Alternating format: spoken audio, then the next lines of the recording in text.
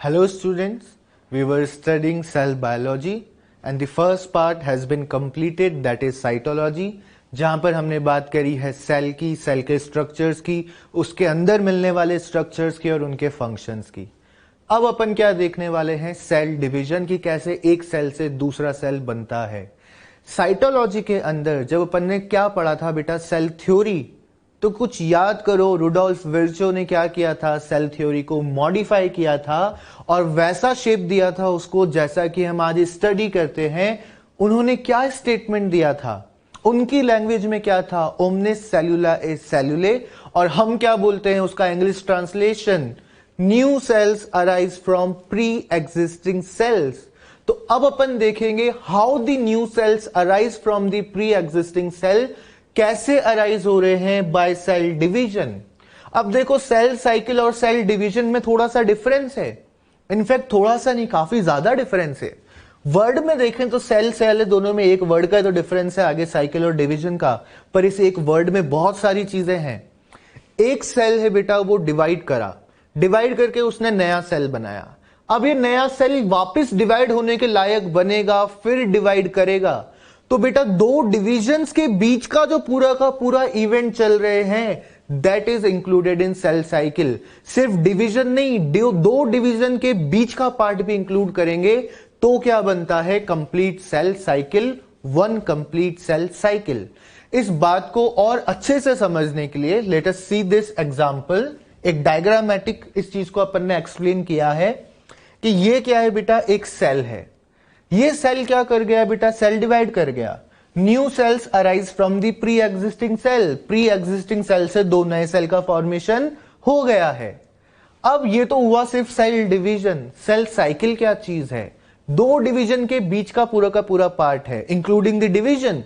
तो देखो कैसे, ये जो सेल था बेटा एक बड़ा सेल था, जब ये सेल डिवाइड करेगा तो क्या हो गया, अप्रोक्सीमेटली हाफ हाफ क्या चला गया इनके पास, अंदर का मटेरियल चला गया, साइटोप्लाज्म या ऑर्गेनल्स जो भी होंगी चीजें चली गई। तो अब क्या हुआ बेटा, ये सेल तो छोटा सा रह गया। अब इसको वापस अगर ये बार बार ऐसे डिवाइड करता रह गया तो एंड में जाके क्या हो जाएगा, सेल की शेप तो बहुत, साइज तो बहुत जरा सी रह जाएगी, डिवाइड कर ही नहीं पाएगा वो, उसके पास प्रॉपर अमाउंट में साइटोप्लाज्म न्यूट्रिएंट्स कुछ रहेगा ही नहीं। तो सेल अब क्या करेगा, जो ये नया सेल बना है ये अब डिवाइड नहीं करेगा, ये पहले ग्रोथ करेगा, ये पहले बड़ा सेल बनेगा। उसके बाद क्या होगा, ये जब ये इतना बड़ा हो जाएगा कि इसको डिवाइड करना पड़ेगा, फिर ये क्या करेगा, सेल का वापस से डिवीजन करेगा और फिर से क्या बनेंगे, नए सेल्स बनेंगे। तो देखो सिर्फ डिवीजन ही नहीं, दो डिवीजन के बीच में जो ये ग्रोथ वाला पार्ट है, जो बहुत सारे इवेंट्स यहां पर हुए होंगे, ये सारे इवेंट्स मिलाकर क्या है, ये है एक कंप्लीट सेल साइकिल। एक नए सेल में ग्रोथ होना, फिर वापस से डिवाइड होकर वापस से नए सेल बनना, दैट इज सेल साइकिल। अब ये जो सेल साइकिल है बेटा, ये तो हमें समझ में आ गया क्या है, आई होप समझ में आ ही गया है। बहुत ही इजी सा कॉन्सेप्ट है, बहुत ही इजी सी बात है कि डिवीजन तो छोटी सी बात है कि एक सेल से दो सेल बन गए, लेकिन एक सेल से दो सेल बनने के लिए जो तैयारी हुई है सारी, that is also part of cell cycle. अब देखो ऑब्वियसली ये जो ऊपर वाला नया सेल बना था ये भी डिवाइड करेगा, but for the sake of the better visibility on board, ताकि यहां पर बहुत ज्यादा कंजेस्टेड ना हो जाए चीजें, इसलिए अपन ने एक ही सेल को क्या करा है, डिवाइड करते हुए, ग्रो करते हुए शो किया है, दूसरे वाले को नहीं किया। ऑब्वियसली वो भी क्या करेगा, डिवाइड करेगा, इसके बाद वाले भी डिवाइड करेंगे बेटा, ये प्रोसेस चलता जाएगा चलता जाएगा चलता जाएगा, समझ गए। इसलिए तो अपन ने क्या बोला, साइक्लिक है। एक बार क्या हुआ, ग्रोथ हुई, डिवीजन हुआ, अब क्या हुआ, रुक थोड़ा ना गया, वापस से ग्रोथ हुई, वापस से डिवीजन हुआ, ये प्रोसेस साइकिल में चलता जाएगा, that is why the term cell cycle. अब अपन बात कर रहे हैं बेटा सेल डिवीजन की। सेल डिवीजन जो है या सेल साइकिल जो है, इसके अंदर दो टाइप्स होते हैं बेटा, एक होता है माइटोसिस, एक होता है मियोसिस। अब माइटोसिस और मियोसिस में क्या डिफरेंस है, देखो जब अपन ने क्या पढ़ा था, न्यूक्लियस पढ़ा था और क्रोमोसोम पढ़े थे, वहां पर अपन ने एक बात डिस्कस करी थी कि जो न्यूक्लियस है, जो ह्यूमन का सेल है, उसमें जो न्यूक्लियस है उसके अंदर 46 क्रोमोसोम है, यानी कि 23 पेयर ऑफ क्रोमोसोम है। और जब अपन ने प्रोकैरियोट्स और यूकैरियोट्स के डिफरेंसेस देखे थे, कहां पर देखे थे बेटा? एडिशनल इंफॉर्मेशन में। जब अपन ने चैप्टर फिनिश कर दिया था उसके बाद अपन ने देखा था, तो at that time we discuss that prokaryotes are considered as haploid, whereas eukaryotes can be haploid, diploid और इवन पॉलीप्लॉइड। उनके अंदर number of set of chromosome जो है वो एक भी हो सकता है, दो भी हो सकता है और दो से ज्यादा भी हो सकता है। तो बेटा number of set of chromosome को अपन कैसे लिखते थे? एन से लिखते थे। हैप्लॉइड सेल में एक ही सेट होगा, डिप्लॉइड सेल में दो सेट होंगे तो 2n लिखते थे। ह्यूमन बॉडी का एग्जांपल ले लेते हैं, जो हमारे सोमेटिक सेल से, for example human cheek cell हो गया, क्योंकि वो डिप्लॉइड सेल है। इसका मतलब क्या? 2n, क्योंकि दो पेयर हैं, 23 पेयर है, आई मीन टू से क्या है? 23 पेयर है। 23 पेयर का एक सेट है, 23 पेयर का दूसरा सेट है, दोनों सेट मिलके क्या बना? 2n बना। सिंगल सेट क्या था? n था। तो देखो, जब डिप्लॉइड सेल से डिवीजन के बाद वापस डिप्लॉइड सेल ही बनेगा, यानी कि यहां पर जितना सेट था क्रोमोसोम का उतने ही सेट यहां पर है। अगर ये ह्यूमन सेल का एग्जांपल ले, यहां 23 पेयर थे, यहां पर भी 23 पेयर है, यहां पर भी 23 पेयर हैं, तो इसको क्या बोलेंगे? Equational division. Equal number of set of chromosome पहुंचा है, या इक्वल नंबर ऑफ क्रोमोसोम जो है वो क्या हुआ है? पेरेंट सेल से डॉटर सेल के अंदर गए हैं, इक्वेशनल डिवीजन हुआ। मियोसिस जो है बेटा रिडक्शन डिवीजन है, क्योंकि ये गैमेट्स बनाने के लिए काम में आता है। अल्टीमेटली फाइनल जो गैमेट्स बनेंगे, फॉर एग्जांपल ह्यूमन बॉडी का एग्जांपल ले, मेल के अंदर स्पर्म, फीमेल के अंदर ओवम, दोनों ही कैसे हैं? हैप्लॉइड है। Gametes are always haploid. तो हैप्लॉइड बनाने के लिए क्या करना पड़ा? जो मदर सेल था इन सबका, जो एक प्रीकर्सर सेल था जो कि डिप्लॉइड था, उसमें क्या करना पड़ा? नंबर ऑफ क्रोमोसोम को हाफ करना पड़ा। एक्चुअली सेट क्या करने पड़े? सेपरेट करने पड़े। जो यहां दो सेट थे, 23 पेयर, एक पेयर दूसरा पेयर, ऐसे 23 पेयर जो हैं, तो 23 इधर डाले, 23 उधर डाले, एक सेट इधर गया, दूसरा सेट उधर गया, और फिर वापस से डिवीजन हुआ। लेकिन इस बार क्या हुआ? सबके अंदर वही के वही क्रोमोसोम गए। तो यहां से एक हल्का सा आइडिया मिल रहा है कि जो मियोसिस है वो 2 स्टेप में होगा, जबकि माइटोसिस है वो सिंगल स्टेप में होगा। और मियोसिस की भी जो 2 स्टेप्स है, उसमें पहली स्टेप में तो रिडक्शन हो रहा है, नंबर ऑफ क्रोमोसोम हाफ हो रहे हैं, पर दूसरी स्टेप में नहीं हो रहा है। अब ऐसा क्यों नहीं हो रहा है या क्यों हो रहा है, ये डिटेल में पढ़ेंगे जब अपन मियोसिस पढ़ेंगे इसी चैप्टर में। पहले अपन माइटोसिस पढ़ेंगे, उसके बाद अपन मियोसिस पढ़ेंगे। एक बेसिक सा आइडिया दिया है कि दोनों में क्या डिफरेंस है।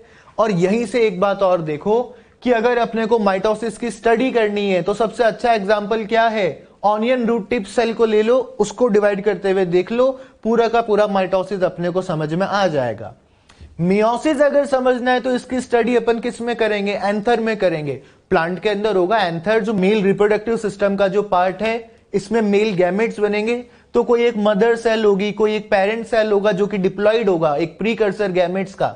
वो क्या करेगा? मियोसिस 1 करेगा, हैप्लॉइड सेल बनेंगे, फिर मियोसिस 2 करेगा, 4 क्या बन गए? गैमेट्स बन गए, 4 मेल गैमेट्स बन गए।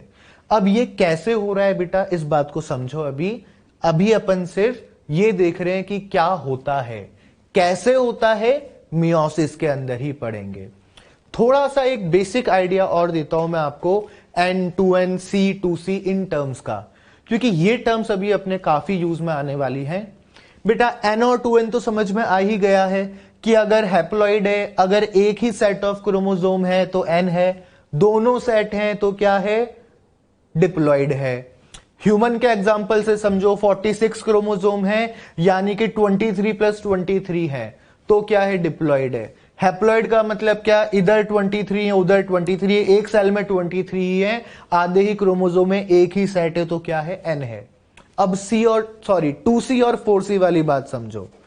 क्रोमोसोम जो होता है बेटा, वो भी अपन ने स्टडी किया था। क्रोमोसोम के अंदर अपन ने क्या देखा था कि क्रोमोसोम में क्या थे? आर्म्स थे। और वो आर्म्स किसके थे? बेसिकली वो आर्म्स क्रोमेटिड के थे। तो एक क्रोमोसोम पे अपन ने 2 क्रोमेटिड देखे थे, पर एक क्रोमोसोम एक क्रोमेटिड वाला भी हो सकता है। क्रोमोसोम दोनों ही टाइप के होते हैं, सिंगल क्रोमेटिड वाला और 2 क्रोमेटिड वाला। अब वहां से कॉन्सेप्ट आएगा C और 2C का। अब उस चीज को आप समझो कि जैसे क्या है, ये एक डिप्लॉइड सेल है। यहां पर अपन एग्जांपल लेते हैं कि मान लो यहां पर दो ही क्रोमोसोम है और दोनों क्या है, अलग अलग सेट हैं एक ही चीज के। यानी कि यहां पर 2n है, दो जीनोम है, लेकिन दोनों क्या है, एक ही चीज के हैं। फॉर एग्जांपल ह्यूमन बॉडी में क्रोमोसोम 1 कितने होते हैं, 2 होते हैं ना। तो यहां पर मान लो ह्यूमन का एग्जांपल ले रहे हैं और यहां पर अपन ने क्या करा, सिर्फ क्रोमोसोम 1 को अभी शो करा। कितने हैं क्रोमोसोम 1, 2 हैं। और क्रोमोसोम 1 यहां पर अपने को कैसे देखने को मिलेंगे बेटा, ऐसे देखने को मिलेंगे, 2 क्रोमेटिड वाले। कितने क्रोमेटिड वाले, 2 क्रोमेटिड वाले। ये एक क्रोमेटिड, ये दूसरा क्रोमेटिड, ये एक क्रोमेटिड, ये दूसरा क्रोमेटिड। तो क्रोमेटिड कितने हो गए बेटा, यहां पर 4। क्रोमेटिड का नंबर तो क्या हो गया, 4।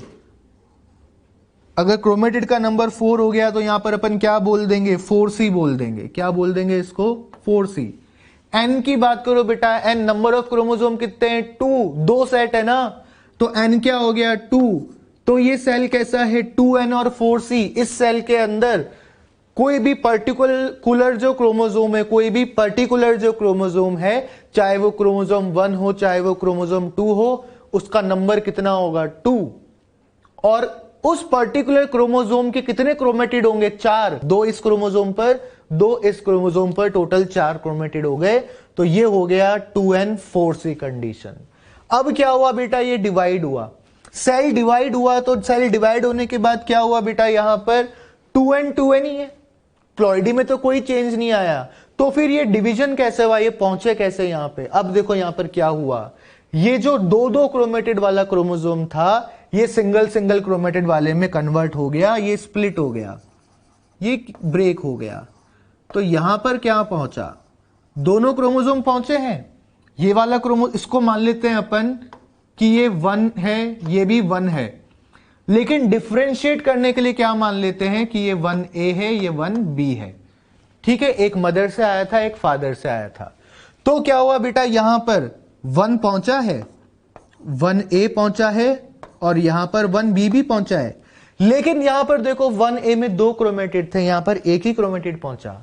1B में भी क्या थे, 2 क्रोमेटिड थे, लेकिन यहां पर भी एक क्रोमेटिड पहुंचा। क्यों, क्योंकि बाकी के क्रोमेटिड कहां गए हैं, दूसरे सेल में गए हैं। तो यहां पर भी क्या हुआ बेटा, 1A भी आया है और 1B भी आया है। अब बताओ मेरे को, यहां पर इस सेल के अंदर या इस सेल के अंदर नंबर ऑफ क्रोमोसोम कितने हैं, 2 है ना। यानी कि number of set of chromosome भी तो 2 है, दोनों एक नंबर का ही तो क्रोमोसोम है, पेयर में है ना बेटा, एक नंबर वाले 2 क्रोमोसोम है, तो आएगा तो 2n ही। लेकिन एक सेल के अंदर अब उस एक नंबर क्रोमोसोम वाले क्रोमेटिड कितने बचे, क्या पहले तो 4 क्रोमेटिड थे, ये क्रोमेटिड भी नंबर 1 क्रोमोसोम का था, ये क्रोमेटिड भी नंबर 1 क्रोमोसोम का था, ये क्रोमेटिड भी नंबर 1 का था, ये क्रोमेटिड भी नंबर 1 का था, 4C हो रहा था।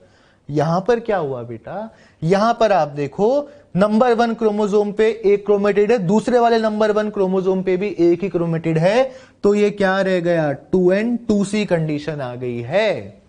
अब ये जो 2n 2C कंडीशन आ गई है, इसी वजह से क्या हुआ, जेनेटिक मटेरियल इक्वली डिवाइड भी हो गया और नंबर ऑफ क्रोमोसोम चेंज भी नहीं हुए। पहले भी 2 ही क्रोमोसोम थे, अभी भी 2 ही क्रोमोसोम है, लेकिन चेंज क्या हो गया, नंबर ऑफ क्रोमेटिड हो गया। अब समझो, ये सेल जब दोबारा डिवाइड करेगा, अभी जो अपन ने बात करी थी ना बेटा कि ये सेल दोबारा डिवाइड करेगा, तो दोबारा डिवाइड करने के लिए इसे क्या करना होगा, वापस से ऐसा बनना होगा, 2n 2C से 2n 4C बनना पड़ेगा, उसके बाद ये डिवाइड कर पाएगा। तो ये वापस से जो ये बनेगा 2n 4C, यही चीज क्या है, सेल साइकिल के अंदर अपने को मेनली पढ़नी है। डिवाइड कैसे करता है ये भी खैर पढ़ना ही है।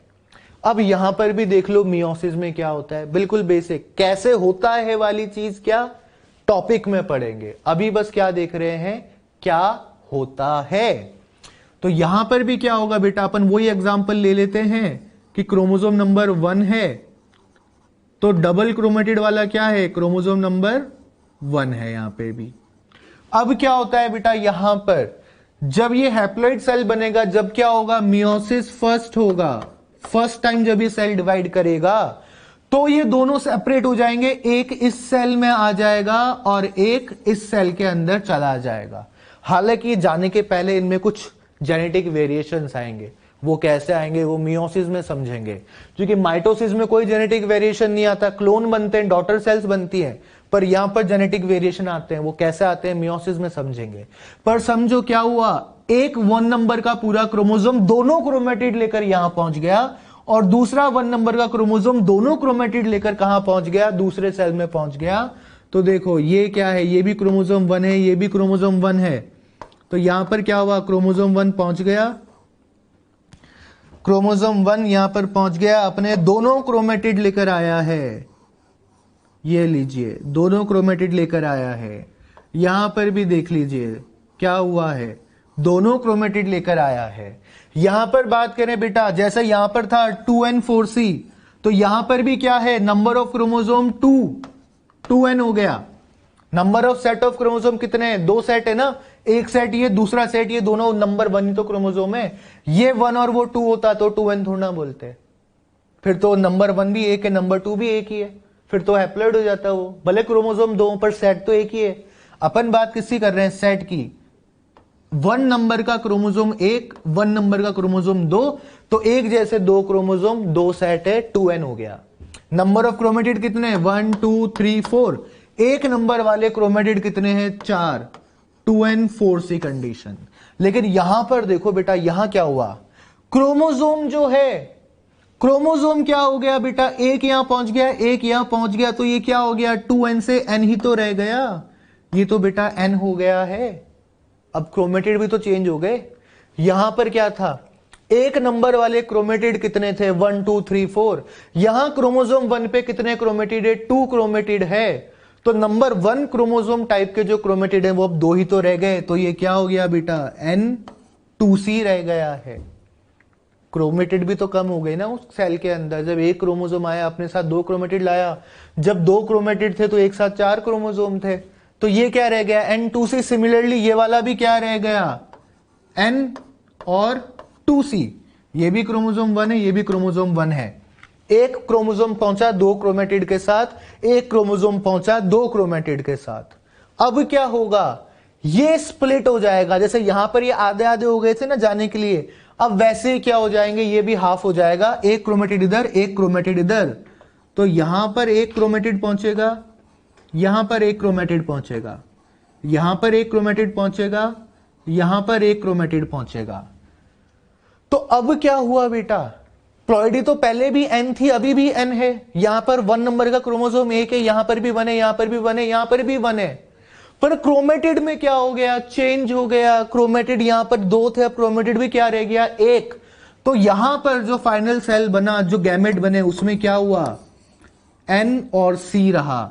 यहां पर क्या था, n और 2c था।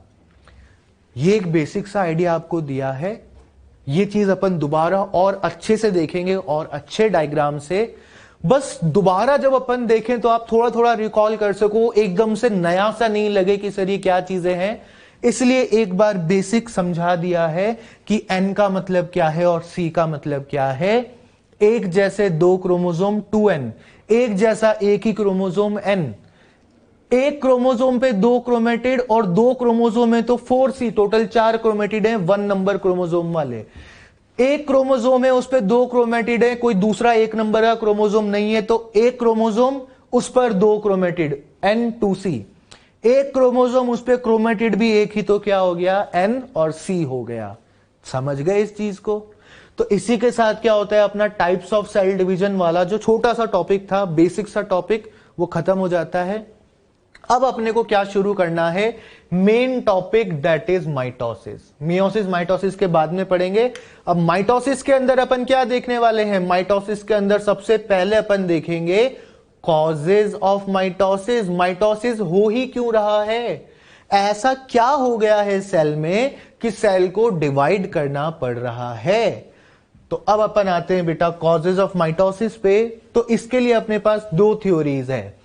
एक थ्योरी है कर्ण प्लाज्म थ्योरी।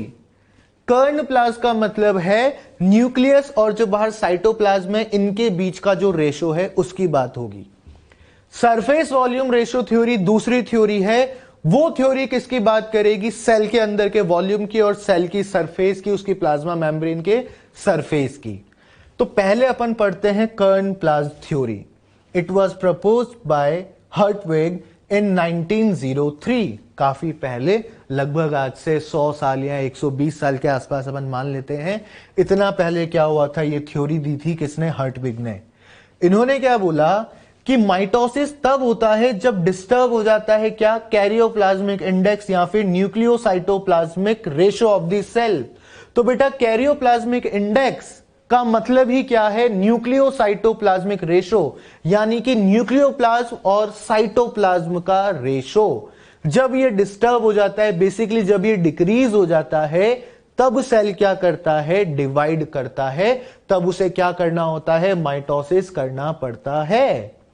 तो देखो के आई क्या हो गया? Volume of nucleus divided by the volume of cytoplasm. अब बात ये आएगी कि सर वॉल्यूम ऑफ न्यूक्लियस तो निकाल लेंगे, लेकिन वॉल्यूम ऑफ साइटोप्लाज्म कैसे निकालेंगे? भाई बेसिक सी बात है कि ये एक सेल है, इसकी प्लाज्मा मेम्ब्रेन है और ये अंदर क्या है? न्यूक्लियस है। अपने को अगर डायामीटर पता लग जाए या मान लो रेडियस पता लग जाए किसका? सेल का, और रेडियस पता लग जाए किसका? न्यूक्लियस का, तो बेटा अगर अपन ये रेडियस पता होगा अपने को, तो अपन वॉल्यूम निकाल लेंगे किसका? पूरे के पूरे सेल का। और न्यूक्लियस का भी रेडियस पता है तो अपन किसका वॉल्यूम निकाल लेंगे? न्यूक्लियस का। अपने को निकालना नहीं है, देखो मैथमेटिकल काम नहीं कर रहे हैं अपन ना। ऐसा क्वेश्चन आएगा कि बताओ इसका सरफेस एरिया कितना है, या इसकी वॉल्यूम कितनी है, या इसका न्यूक्लियोप्लाज्म कितना है। अपन समझने के लिए बात कर रहे हैं, बायो वाले हैं, मैथमेटिक्स में अगर नहीं जाना है, लेकिन फिर भी बेसिक अंडरस्टैंडिंग होनी चाहिए कि कैसे निकालते हैं। अपने पास क्या है? न्यूक्लियस का रेडियस है तो न्यूक्लियस का वॉल्यूम निकाल लिया, सेल का रेडियस है तो सेल का वॉल्यूम निकाल लिया। अब सिंपल सी बात है, टोटल वॉल्यूम जो है उसमें से क्या माइनस कर दो? न्यूक्लियस का वॉल्यूम, तो बचा हुआ पार्ट क्या रह जाएगा? ये वाला पार्ट, और यही तो क्या है? साइटोप्लाज्म है। तो साइटोप्लाज्म का वॉल्यूम निकल जाएगा ना।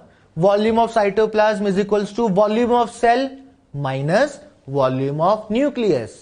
तो अब देखो बात यह है कि जैसे अब देखो होता क्या है, जो न्यूक्लियस का वॉल्यूम होता है वो लगभग कांस्टेंट रहता है, वो एक लिमिट के बाद इंक्रीज नहीं होता है। लेकिन साइटोप्लाज्म का क्या होता है? कंटिन्यूअसली सिंथेसिस चलता रहता है।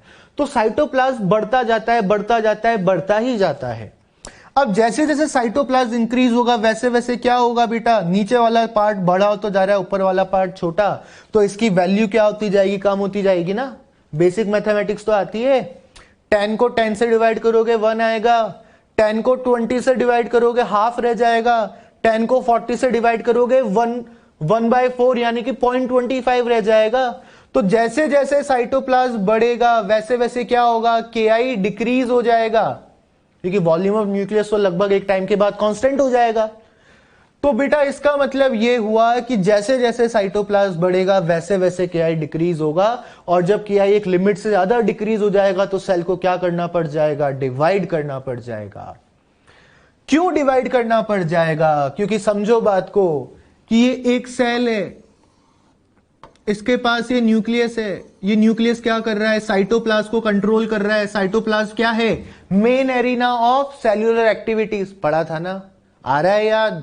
क्या पढ़ा था अपन ने? Cytoplasm is the main arena of cellular activity, that is metabolism. Cytoplasm keeps the cell in living state. तो मेटाबॉलिज्म को कौन कंट्रोल करता है? न्यूक्लियस, यानी कि साइटोप्लाज्म को कौन कंट्रोल करता है? न्यूक्लियस। लेकिन अब क्या हुआ? ये सेल ग्रो हुआ, बहुत ही बड़ा हो गया धीरे धीरे, न्यूक्लियस तो उतना ही रह गया। अब क्या हुआ? साइटोप्लाज्म बढ़ गया। अब क्या होगा? धीरे धीरे इसका कंट्रोल जाने लग जाएगा। अब इसको क्या करना पड़ेगा? कंट्रोल को रीगेन करना है। कंट्रोल को रीगेन करना है तो इसे क्या करना पड़ेगा? खुद को डिवाइड करना पड़ेगा, 2 सेल बनाने पड़ेंगे, दोनों ही छोटे छोटे 2 सेल बनेंगे। इसे क्या करना पड़ेगा? इसे खुद को डिवाइड करना पड़ेगा। अब इसे क्या करना पड़ेगा? इसे खुद को डिवाइड करना पड़ेगा, क्योंकि क्या हो गया है? साइटोप्लाज्म इतना ज्यादा हो गया है कि न्यूक्लियस उसे कंट्रोल नहीं कर पा रहा है। तो ये क्या करेगा? डिवाइड करके 2 नए सेल बना देगा। अब 2 नए सेल बना देगा तो उनमें न्यूक्लियस भी तो 2 होंगे। अब देखो साइज पर नहीं जाना, वहां पे जगह नहीं थी, इसलिए 2 बहुत ही छोटे सेल बना दिए हैं। लेकिन हुआ क्या? फाइनली वापस से न्यूक्लियोप्लास्ट तो उतना का उतना ही मान लो, क्योंकि न्यूक्लियोप्लास्ट में तो डबल होगा। पहले न्यूक्लियस होगा, वो क्या करेगा, वो डबल होगा। बेसिकली न्यूक्लियस डबल कैसे होगा, उसके अंदर प्रेजेंट डीएनए डबल होगा। न्यूक्लियस 2 बनेंगे, फिर क्या होगा, सेल 2 बनेंगे। दोनों सेल क्या कर लेंगे, साइटोप्लाज्म आधा आधा रख लेंगे। इसको ऐसे समझो कि मान लो क्लास है, जैसे स्कूल में क्लास हुआ करती थी, क्लास में बच्चे हुआ करते थे। अब कोरोना की वजह से नहीं हो पा रहे हैं, लेकिन कभी ना कभी तो हुआ करते थे। Once upon a time before corona क्या थे, क्लास में बच्चे थे। तो एक क्लास में मान लो 100 बच्चे थे और एक टीचर उनको पढ़ा रहे थे। 110 बच्चे आ गए, न्यू एडमिशंस हुए, 140 आए, 150 आए, 200 आ गए। अब एक फैकल्टी इतने सारे बच्चों को कंट्रोल नहीं कर पा रहा सपोज, तो क्या करना पड़ेगा, इन बच्चों को दूसरी क्लास में शिफ्ट करना पड़ेगा। लेकिन दूसरी क्लास में बैठ के ये क्या करेंगे, कोई पढ़ाने वाला भी तो चाहिए। तो पहले क्या अरेंज करना पड़ेगा, पहले एक दूसरा फैकल्टी चाहिए।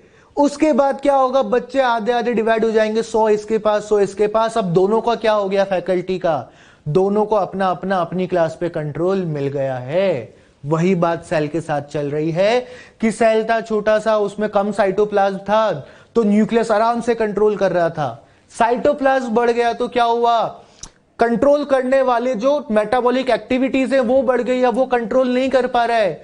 तो अब क्या जरूरत है, साइटोप्लाज्म को हाफ हाफ करने की। लेकिन साइटोप्लाज्म हाफ तो हो जाएगा, लेकिन कंट्रोल करने वाली भी तो 2 चाहिए। तो पहले 2 न्यूक्लियस बनेंगे, पहले कैरियोकाइनेसिस होगा, पहले डीएनए डबल होगा, 2 न्यूक्लियस बनेंगे, और फिर क्या होगा, वो आपस में साइटोप्लाज्म को डिवाइड करके 2 नए सेल बना लेंगे, और कैरियोप्लाज्मिक इंडेक्स वापस उस लेवल पर आ जाएगा जहां पर न्यूक्लियस जो है वो साइटोप्लाज्म को यानी कि मेटाबॉलिज्म को क्या कर सके, कंट्रोल कर सके। अब बस यही बात यहां पर लिखी हुई है, that is why cell divide into 2 cells to attain, यानी कि रीगेन। पहले कंट्रोल था, कंट्रोल चला गया, वापस कंट्रोल लिया, क्या करके, डिवाइड करके। तो अब एक बात समझ जाओ जो अपन ने यहां पर अभी देखी है, साइटोप्लाज्म बढ़ेगा तो केआई डिक्रीज होगा, यानी कि सेल जितना बड़ा होगा कैरियोप्लाज्मिक इंडेक्स उतना ही कम हो जाएगा, और सेल जितना छोटा होगा कैरियोप्लाज्मिक इंडेक्स उतना ही बढ़ जाएगा। That means karyoplasmic index is inversely proportional to size of cell. अगर सेल छोटा है, भाई न्यूक्लियस का साइज अपन लगभग कांस्टेंट मान के चल रहे हैं, क्योंकि न्यूक्लियस एक लिमिट के बाद ग्रो नहीं कर सकता, न्यूक्लियोप्लाज्म एक लिमिट तक ही ग्रो होता है, उसके बाद केवल साइटोप्लाज्म ग्रो होगा।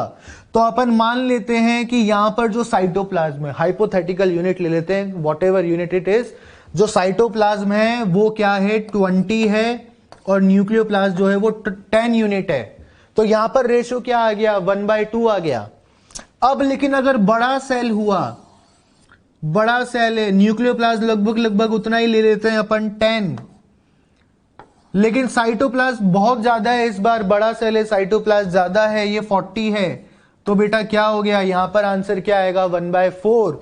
तो दिख रहा है अगर सेल बड़ा है तो KI 1/4 कम है, सेल अगर छोटा है तो क्या है, KI ज्यादा है, 1/2 है। इन दोनों को कंपेयर करके बात कर रहे हैं, छोटे सेल का KI ज्यादा, बड़े सेल का KI कम होता है। और क्योंकि जब KI बहुत ज्यादा कम हो जाता है, न्यूक्लियस का कंट्रोल जाने लग जाता है साइटोप्लाज्म के ऊपर से, तो रीगेन करने के लिए कंट्रोल को सेल क्या करता है, डिवाइड करता है। So this is one reason behind mitosis. एक और रीजन है, that is surface volume ratio. अब सरफेस वॉल्यूम रेशो का क्या कहना है, इसका कहना ऐसा है कि जैसे जैसे सेल ग्रो करता है, यानी कि अंदर साइटोप्लाज्म बढ़ता है, तो बेसिकली सेल का वॉल्यूम बढ़ता जाता है। लेकिन जो सरफेस एरिया है, जो प्लाज्मा मेम्ब्रेन है, याद करो जो प्लाज्मा मेम्ब्रेन है, it is not just the delimiting structure, it is also the medium for exchange. तो सरफेस एरिया जो है बेटा वो कम हो जाता है। क्यों? क्योंकि वॉल्यूम जो इंक्रीज होती है वो रैपिडली होती है, और सरफेस एरिया जो है वो लेस रैपिडली या स्लोली इंक्रीज होता है। क्यों? मैथमेटिकल रीजन है बेटा इसके पीछे। मैथमेटिकल रीजन क्या है, उसको ऐसे समझो कि अपने पास एक क्यूब है जिसकी साइड्स जो हैं, तीनों साइड जो हैं, तीनों की लेंथ क्या है, 1 सेंटीमीटर। ऐसा मत मान लेना कि एक ही साइड है, साइड तो बहुत है। उसका जो साइज है वो क्या है, 1 सेंटीमीटर, ये लिखा हुआ A = 1 सेंटीमीटर। तो बेटा इसका सरफेस एरिया कैसे निकालते हैं, 6a², ये फॉर्मूला होता है। क्यों, 6 स्क्वायर होंगे ना, स्क्वायर का सरफेस एरिया कैसे निकालते हैं, a इंटू a², 6 होंगे ना, डाइस मान लो 6 फेस होते हैं, तो 6a², तो 6 इंटू 1 का स्क्वायर कितना आया, 6। तो सरफेस एरिया तो यहां पर क्या है बेटा, 6 है।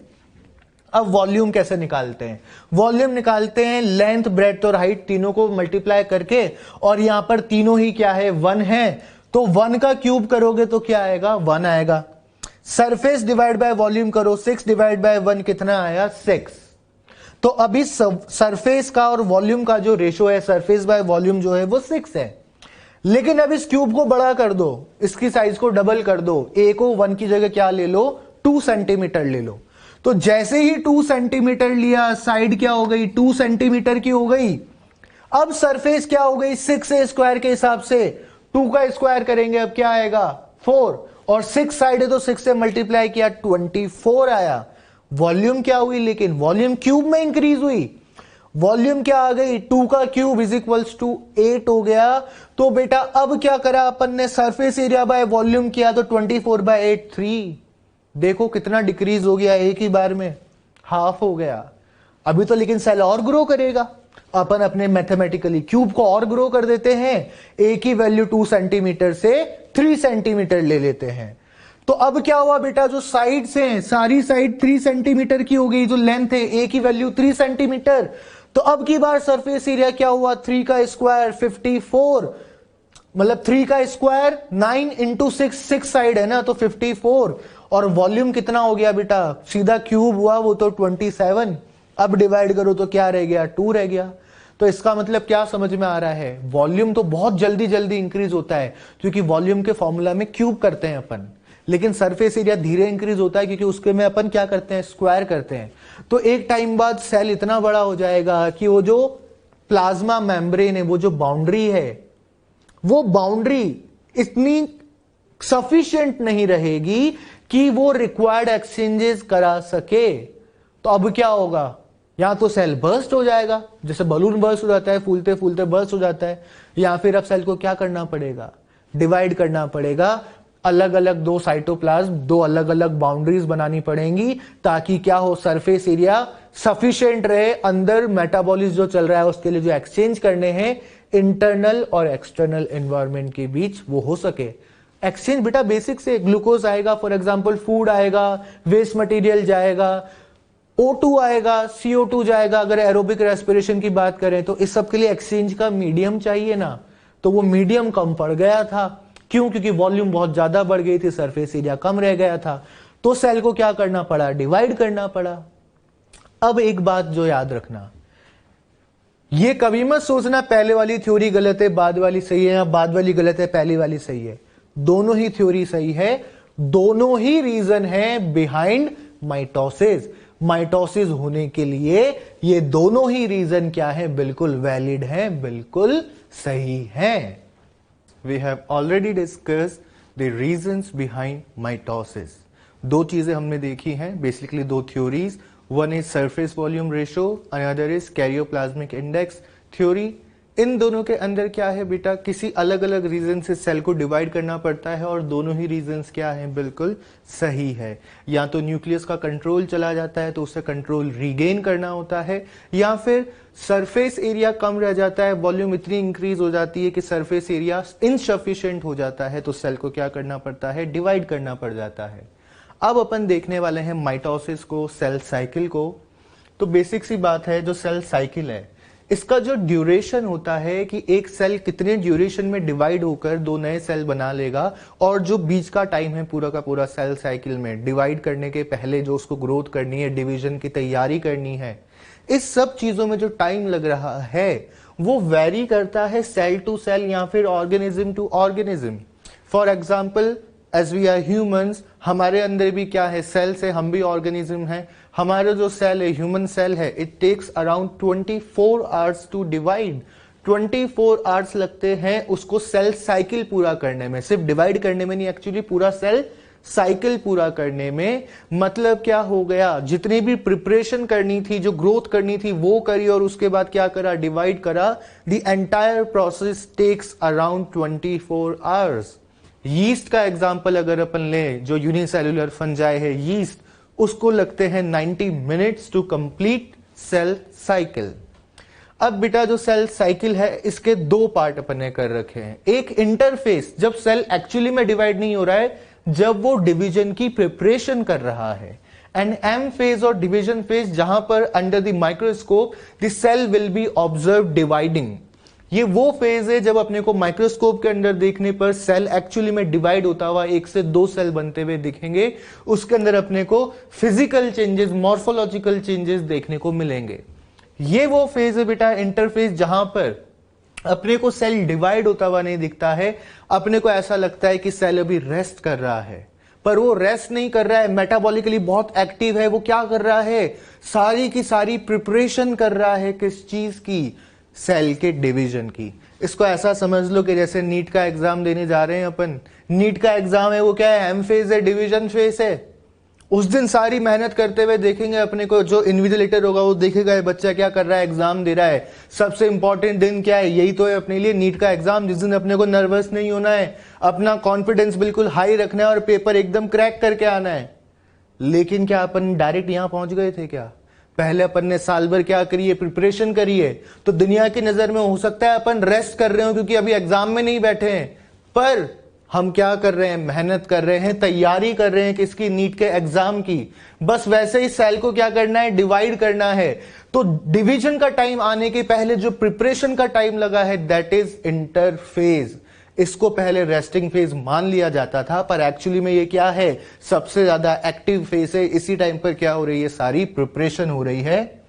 Phase between two successive M phase. अब देखो सेल साइकिल क्या होता है, सेल साइकिल में अपन ने क्या देखा था कि एक सेल है, उसने क्या करा, डिवीजन करा, 2 सेल बने, फिर ये सेल वापस से ग्रो करेगा और फिर वापस से क्या करेगा, डिवाइड करेगा। तो बेटा ये क्या है, ये एम फेज है, ये डिवीजन है। ये भी क्या है, एम फेज है, डिवीजन है। तो ये जो 2 डिवीजन हुए हैं, इन 2 डिवीजन के बीच का जो ये गैप है जिसमें तैयारी हुई है अगले डिवीजन की, that is interphase. That is the phase between 2 successive M phase. 2 M phase के बीच का जो इंटरवल है, दैट इज इंटरफेज, जहां पर क्या हो रही है, सारी तैयारी हो रही है। That is why it is most active phase. पहले इसको अज्यूम कर लिया गया था resting phase, because under the microscope हमें सेल ऐसे डिवाइड होता हुआ नहीं दिखता है। Consume more than 95% time duration of the cell cycle. अगर सेल साइकिल 24 आवर्स का है तो आप समझ रहे हो 95% से भी ज्यादा जो टाइम है वो किसने कंज्यूम किया है, वो 95% से भी ज्यादा टाइम जो है it is consumed in interface. तैयारी में ही तो मैक्सिमम टाइम लगता है, एग्जाम तो 3 घंटे का ही होता है बेटा। हाँ, यहां पर ये मत समझ लेना कि एम फेज 3 घंटे का है, नीट का एग्जाम की बात कर रहा हूं मैं। अब एम फेज जो है मोस्ट ड्रामेटिक पीरियड है। मोस्ट ड्रामेटिक पीरियड क्या है, इसमें कौन सा ड्रामा होने वाला है, जो चेंजेस अपने को देखने को मिलेंगे।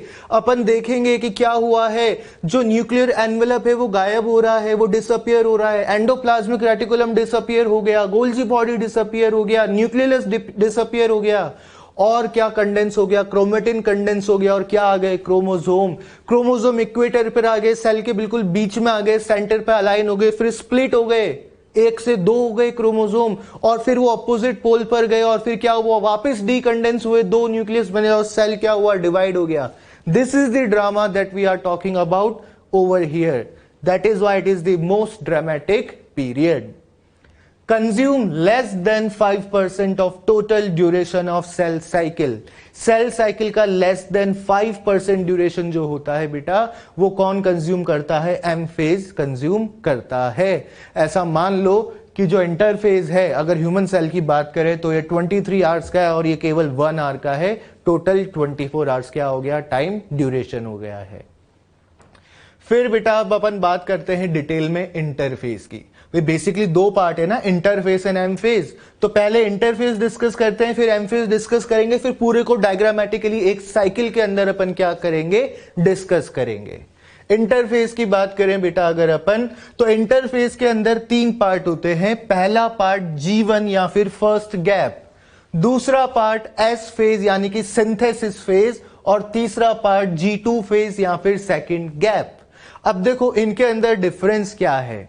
जो हमारा G1 फेज है, देखो ये सेल है, इस सेल ने क्या कर दिया, डिवाइड कर दिया। अब ये बिल्कुल नया सा एक छोटा सा सेल बन के आया है।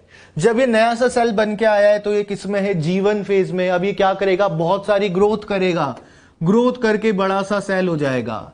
और फिर इस बड़े से सेल के अंदर क्या करना है, डिवीजन की तैयारी हो रही है। तो अपन ने बात करी थी, जब न्यूक्लियस का कंट्रोल चला जाता है तो क्या करना है, साइटोप्लाज्म को डिवाइड करना है। लेकिन साइटोप्लाज्म तो डिवाइड हो जाएगा, पर कंट्रोलर भी तो दो चाहिए, तो एक न्यूक्लियस भी तो बनाना पड़ेगा। और न्यूक्लियस के अंदर क्या होता है, जेनेटिक मटेरियल होता है, डीएनए।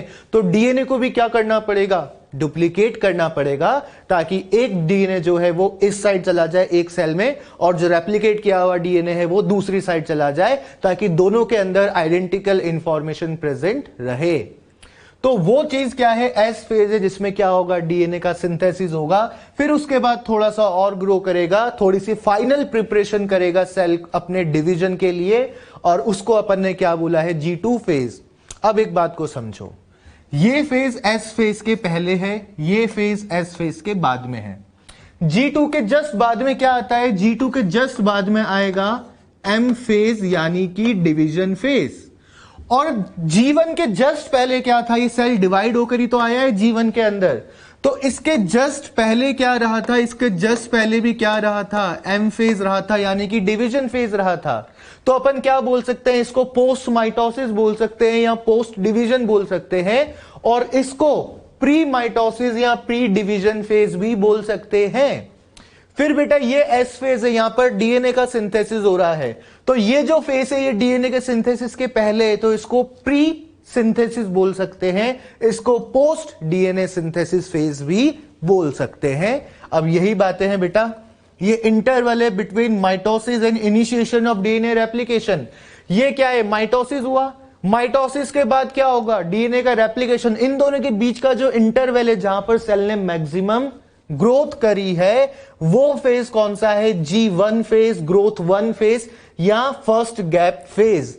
इसलिए इसको अपन ने क्या बोला, क्योंकि माइटोसिस के बाद का है तो पोस्ट माइटोसिस या फिर पोस्ट डिवीजन, पर डीएनए सिंथेसिस के पहले का है, इसलिए प्री डीएनए सिंथेसिस फेज भी इसको अपन ने बोला है। फिर बेटा ये बात तो हो गई पोस्ट माइटोसिस और प्री डीएनए सिंथेसिस की। अब देखो एस फेज की। एस फेज क्या है, G1 और G2 के बीच का फेज है। यहां पर क्या होने वाला है, यहां पर होगा सिंथेसिस डीएनए का डुप्लीकेशन होगा, डीएनए की 2 कॉपीज बनेंगी, ताकि दोनों सेल्स के अंदर आइडेंटिकल कॉपीज क्या हो जा सके, और फिर वो दोनों कॉपीज क्या कर सके, नए सेल को कंट्रोल कर सके न्यूक्लियस के फॉर्म में। तो इसमें क्या हुआ है, डीएनए का सिंथेसिस। डीएनए के सिंथेसिस के बाद आया post DNA synthesis phase, that is growth 2 phase या फिर G2 फेज या फिर सेकंड गैप फेज। इसको अपन क्या बोल सकते हैं, प्री डिवीजन फेज बोल सकते हैं, प्री माइटोसिस फेज बोल सकते हैं, क्योंकि इसके जस्ट बाद क्या होने वाला है, सेल डिवाइड होने वाला है। मैक्सिमम ग्रोथ इसमें होगी, इसमें भी होगी थोड़ी बहुत ग्रोथ। यहां पर क्या होगा, डीएनए का रेप्लिकेशन, और यहां क्या होगी, फाइनल तैयारी। मैक्सिमम तैयारी यहां पर करी, जो न्यूट्रिएंट्स चाहिए थे, जो ग्रोथ करनी थी, वो सब यहां करा, साइटोप्लाज्म बनाया। अब डिवाइड करने की जरूरत है, तो क्या करा बेटा, डीएनए का डुप्लीकेशन करा। फिर एक बार क्या करा बेटा, फाइनल प्रिपरेशन करी, और फिर क्या कर दिया, एम फेज कर दिया, सेल ने क्या कर लिया, डिवीजन कर लिया। कैसे कर लिया वो तो अपन पढ़ेंगे, अभी बस अपन क्या देख रहे हैं, इंटरफेज देख रहे हैं। अब जरा एम फेज की बात करते हैं कि डिवीजन फेज में आखिर क्या होता है। तो बेटा डिवीजन फेज के 2 पार्ट्स हैं, एक है कैरियोकाइनेसिस, जहां पर न्यूक्लियस डिवाइड होगा। पहले अपन ने बात करी थी ना, जब क्लास को डिवाइड करेंगे, बच्चे तो दूसरी साइड भेज देंगे, फैकल्टी भी तो 2 चाहिए जो उनको पढ़ाए।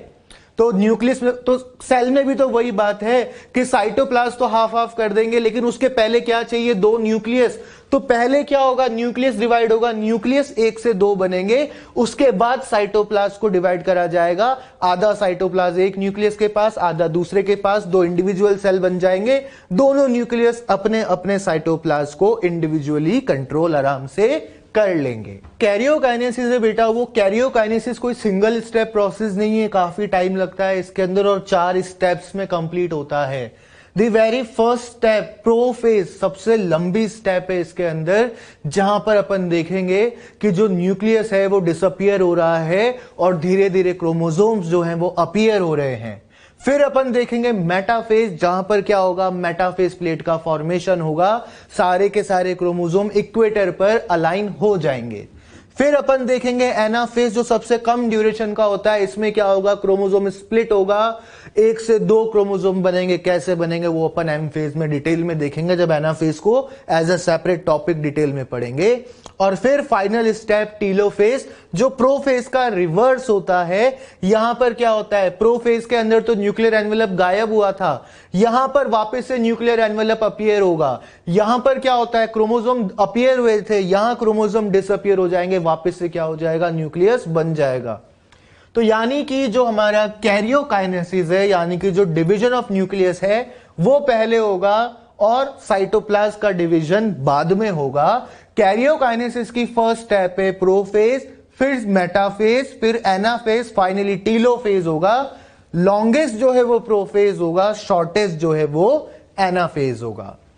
फिर बेटा साइटोकाइनेसिस की बात करें तो ये 2 टाइप से होता है, क्योंकि एक प्लांट में होता है, एक एनिमल में होता है। समझ रहे हो बात को, ये तो प्लांट और एनिमल सेल सभी में कॉमन चलेगा। ये डिवीजन ऑफ न्यूक्लियस ऐसे ही होगा, चाहे प्लांट सेल हो चाहे एनिमल सेल हो। लेकिन जब अपन साइटोप्लाज्म के डिवीजन की बात करेंगे, जब लिटरली सेल 1 से 2 बनेगा, उस वक्त क्या होगा बेटा, प्लांट के अंदर तो सेल प्लेट का फॉर्मेशन होगा और एनिमल सेल के अंदर फरो या फिर क्लीवेज का फॉर्मेशन होगा।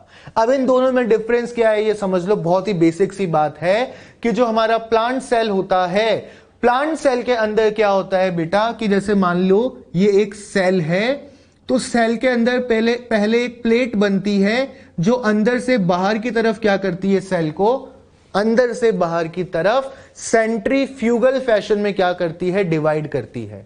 लेकिन जो एनिमल सेल होता है उसमें क्या होता है, प्लाज्मा मेम्ब्रेन अंदर की तरफ पुल होती है और क्या होता है, फरो बनने लग जाता है। ये कुछ इस तरह से हो जाता है और फिर फाइनली क्या होता है, सेल डिवाइड होकर 2 सेल बन जाते हैं। ये एक बेसिक सा डिफरेंस है।